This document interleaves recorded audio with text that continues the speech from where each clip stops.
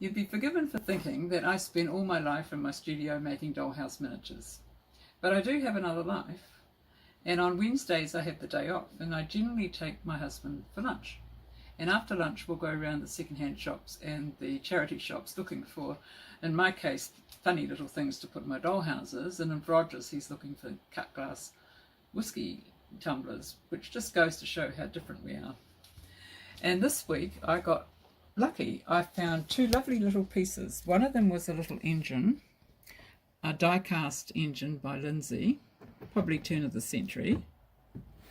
And the other piece was a little matchbox toy by Plato, and that's probably a 1950s one, but it's got, on the side, it's got Fire Brigade Swindon. Now, none of the ones I googled had that on the side of them, so if anybody knows the story of that, I'd be really interested to know what occasioned that little piece.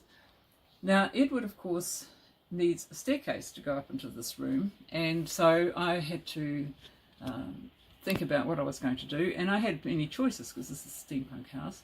So I could make it look metallic, or I could make it look rustic, but I chose to make it look like marble because I wanted the hallway to look light and expensive, and to go up to Edward's room I wanted it all nice and light. I warn you, it's not a conventional staircase. You'll either love it or hate it.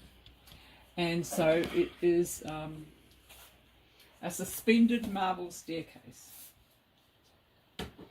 Now, Edward's friend owned a quarry, so Edward got offcuts and he had them textured to suit himself, and I installed it for him. And I printed the treads on my 3D printer. I could have gone two ways with this. I could have made it look rustic, rusty, or posh. Decided to go for posh. And when it's all finished, it'll all fit in nicely. It'll lead up into a nice, light, airy room, which is coming this way, instead of I had it planning going that way. And it's also the width of the original tower. So it sits better in the house. And now I've got a few things to do with the ceiling.